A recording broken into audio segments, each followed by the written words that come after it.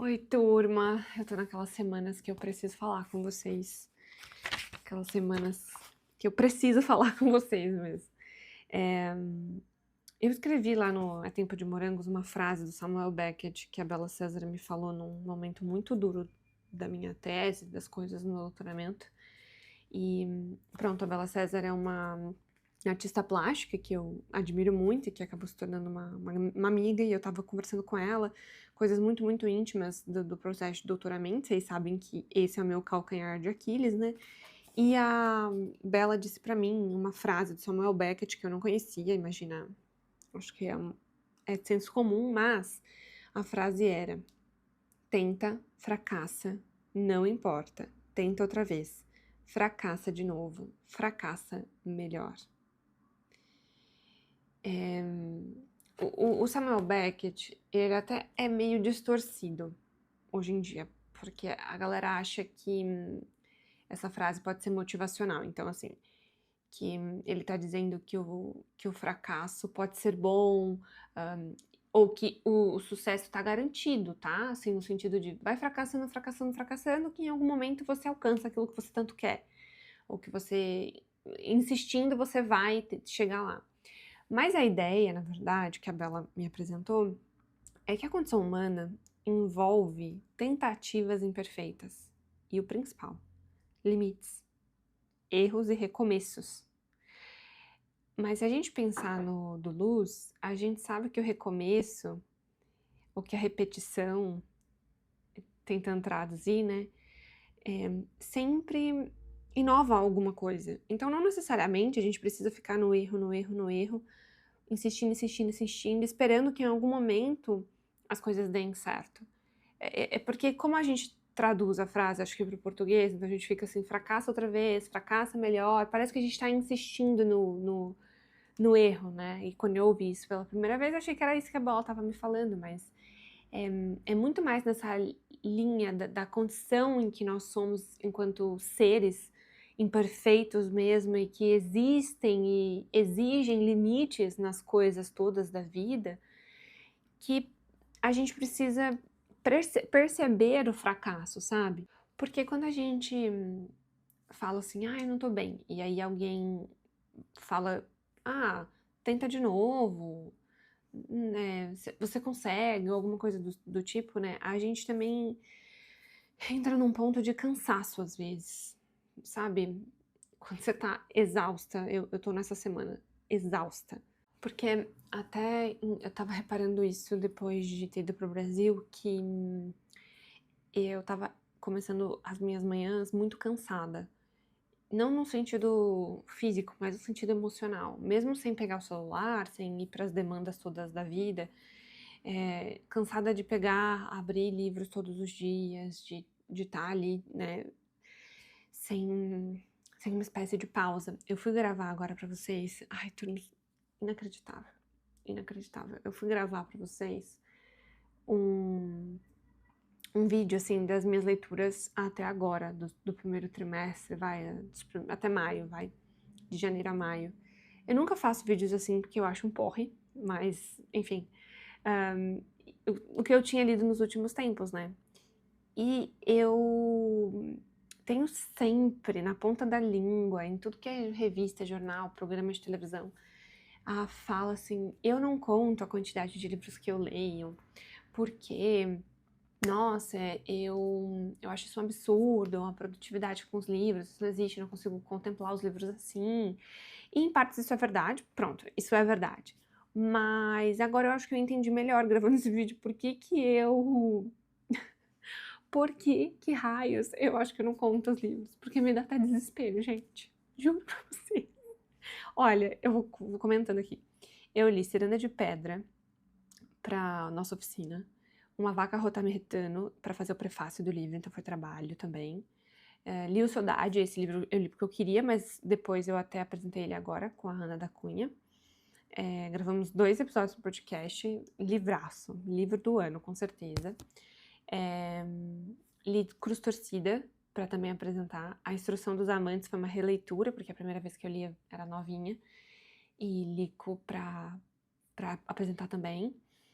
Deuses de Barro foi pra tese, O Mosteiro foi pra tese, Vida e Obra da Agostina Bessa Luiz foi pra tese, Hipótese do Romance da Silvina Rodrigues Lopes foi pra tese, 100 Anos de Solidão a gente tá lendo, Em Todos os Sentidos, A Mulher por Detrás da Parede foi pra apresentação, o Honoris Causa da Agostina Bessa Luiz, O Segundo Sexo da Simone de Beauvoir no francês tá acabando com a minha cabeça.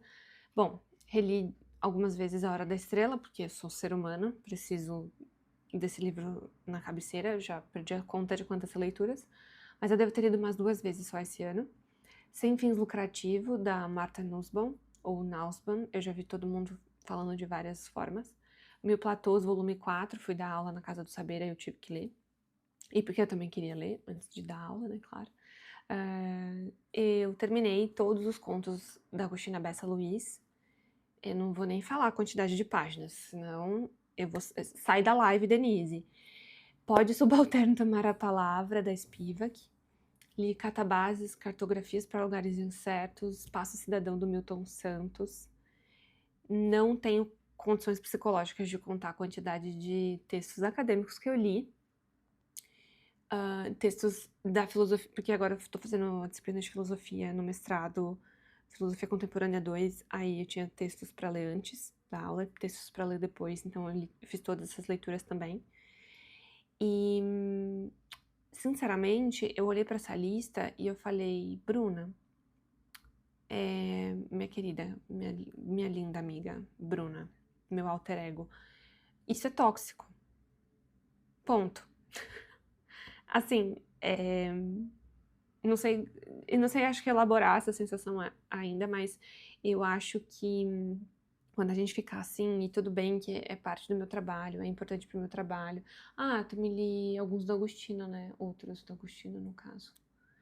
Que eu precisei reler, né? As Estações da Vida. Aí escrevi sobre a Sibi. Bom, é que eu acabo escrevendo muito, tanto para crônicas quanto para revistas. Então, eu acabo tendo que meio que reler os livros. Não sei nem explicar o que eu faço, mas, por exemplo, a Sibila, eu voltei, fiquei alguns dias ali com ela de novo. Peraí. Porque queria escrever bem, eu queria fazer algum conteúdo também. Aí agora eu tô com o Mosteiro e vou pegar o da Teorema Gerson, que é Histórias Deveriam Andar, que é um lançamento novo que a gente vai fazer. Mas o que eu tava falando, é que eu acho tóxico essa sensação de produtividade massiva, porque eu falei em todos os lugares que eu fui, assim, ó, não, você precisa ficar pelo menos uma semana com um livro. Você não pode estar engolindo o livro desse jeito, porque isso é produtividade com os livros. E não sei o que, não sei o que lá. Pô, vi eu sendo completamente hipócrita. Completamente hipócrita. Olha essa lista. Louca, crazy. Fora o trabalho acadêmico que eu leio, que eu corrijo, que eu estudo.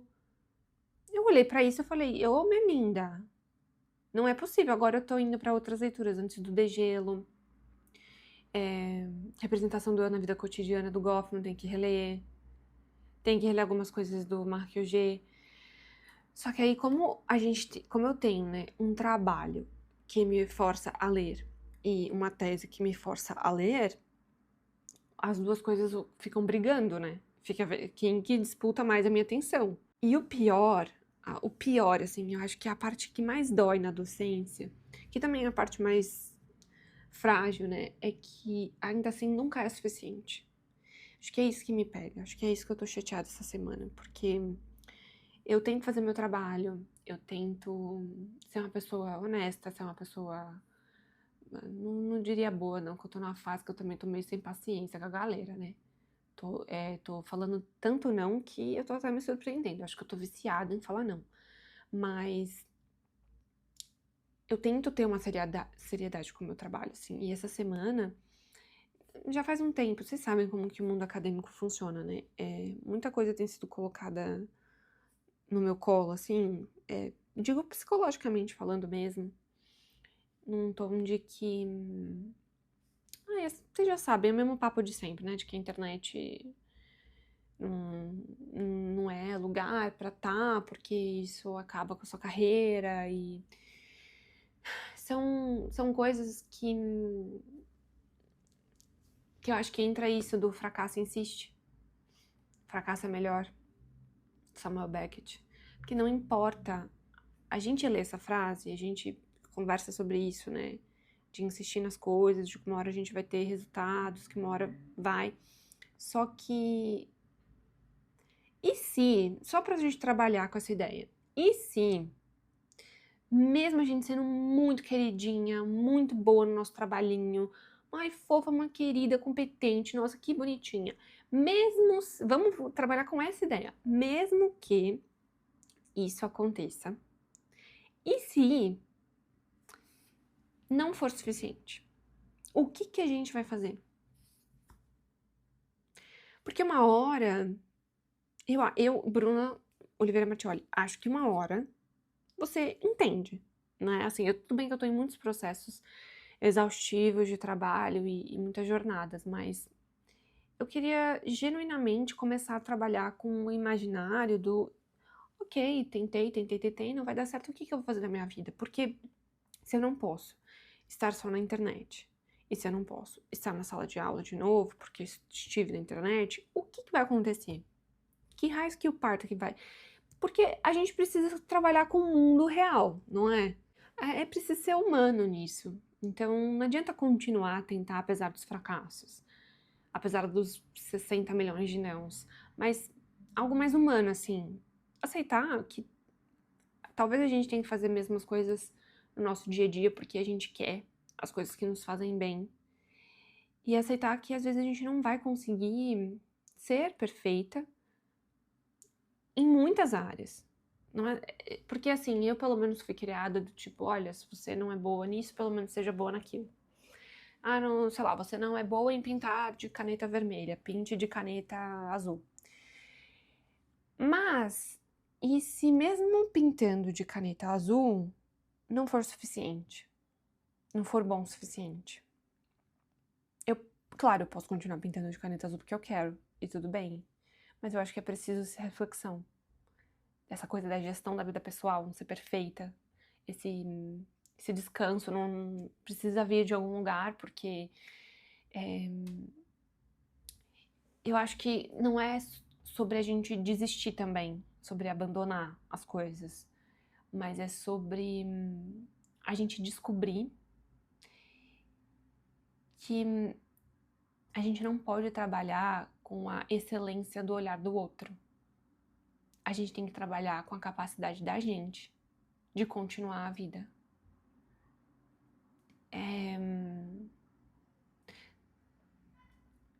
Eu não sei explicar isso direito, porque é impressionante, assim, eu tinha 18 anos, eu fazia 2 faculdades, eu trabalhava em 2 escolas, eu cuidava da minha avó com Alzheimer, eu eu pintava e bordava no tempo, eu olhava pro tempo e falava, o meu dia tem 52 horas, problema seu se o seu só tem 24 horas, sabe?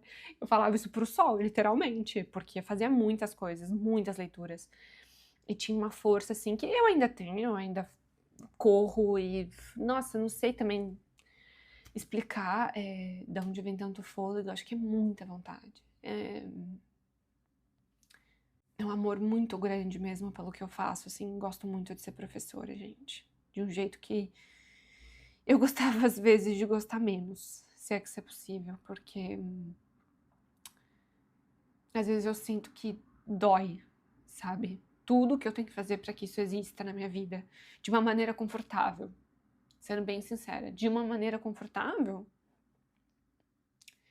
E aí, isso me vem muito na mente quando as pessoas dizem: ah, eu tô sem brilho, eu tô esperando ser quem eu era, tô esperando meu brilho regressar, voltar, a minha versão anterior de mim mesma. E eu entendo muito porque eu acho que a única forma de eu lidar com as coisas que eu vivo hoje, com os trabalhos que eu vivo hoje, com as coisas que eu fecho agora, e as responsabilidades que eu tenho, é de que em algum momento eu sinto que a Bruna de 18 anos é capaz de voltar.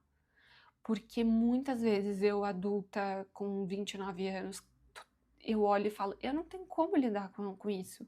Mas aí eu penso, não, quando eu tinha 18, eu com certeza faria assim, assim, assim. Eu ia dar um jeito, eu ia tentar de novo. Acho que até entra uma certa raiva de às vezes não conseguir ser como eu era antes, de não conseguir resolver, relevar as coisas, né? Parece que eu tinha uma espontaneidade maior e eu sempre digo que nunca na minha vida vai existir uma fase em que eu fui mais eu do que essa fase em que eu fazia coisas pelas quais eu acreditava fielmente, vamos dizer assim, porque eu não tinha nada, nada, nada, nada na vida. Não que agora eu tenha alguma coisa, mas eu não tenho nada, né? Eu tenho uma coisa ou outra. Mas as minhas graduações me deram tudo, absolutamente tudo. Não tem, não tem o que falar, assim, o mestrado foi muito bom, o doutoramento é incrível, me abre muitas portas, mas as primeiras portas que se abriram mesmo na minha vida, elas vieram graças aos meus 2 primeiros diplomas. E foi de um jeito inexplicável mesmo, acho que eu também, eu tinha isso do insiste, do insiste, do insiste, mas hoje eu já penso que existe uma diferença entre o brilho e a vitalidade da coisa, sabe? A gente pensa que ser como antes, né, o brilho de antes, tá associado assim a essa imagem de nós próprios de sermos interessantes, produtivas, apaixonadas, cheias de energia, essa vitalidade, sabe? Que precisa continuar e ter curiosidade e amar e encontrar beleza em tudo. Mas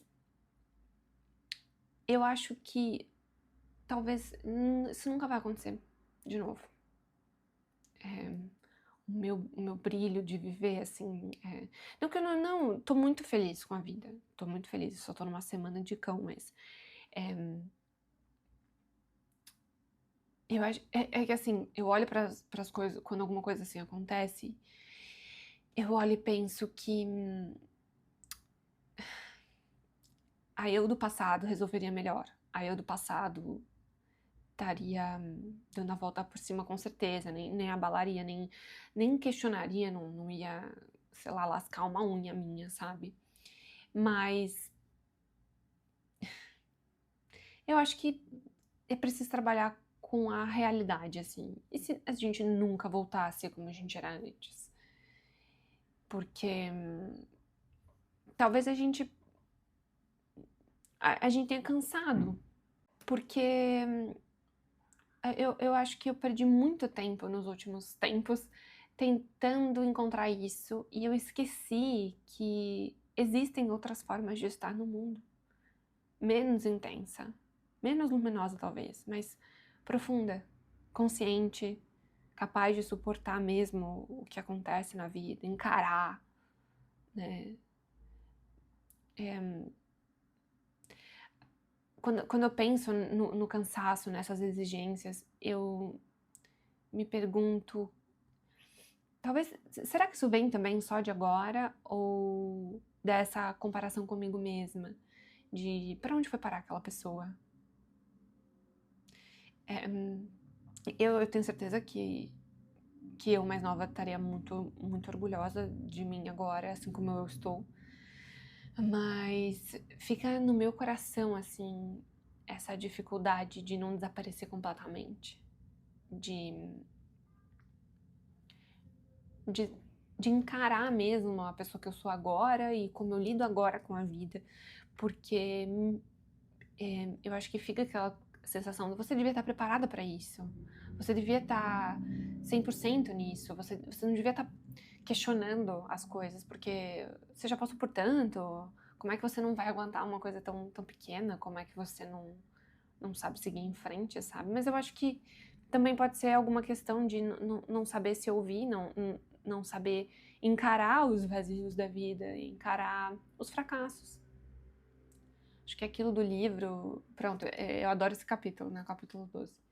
E as coisas que a Bella me fala, eu tô maturando melhor agora, assim, eu tô entendendo que eu preciso estar humana, envolvida nas minhas tentativas imperfeitas e sem a certeza de que elas vão dar certo mesmo. Porque tem muita coisa que eu faço que lá no fundo, pelo menos, eu penso, não, vai dar certo, com certeza vai. Não é o caminho de praxe, todo mundo faz isso, todo mundo estuda e vai trabalhando durante os estudos, e depois as pessoas seguem tal caminho e elas vão viver a vida delas assim, e aí é isso.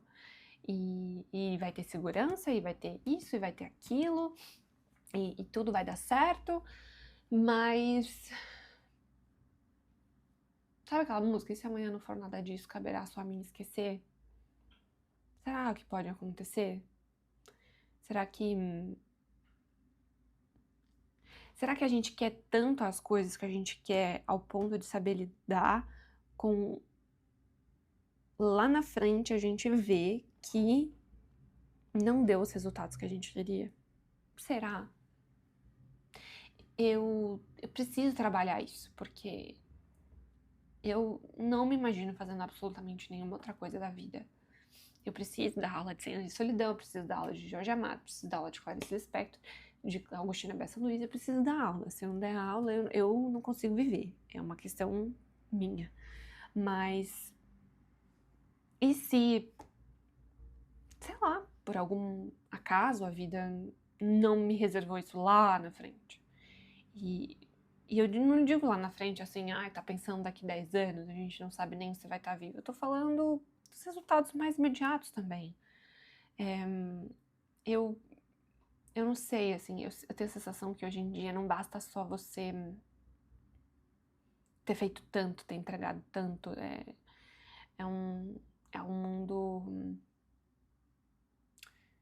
É um mundo estranho.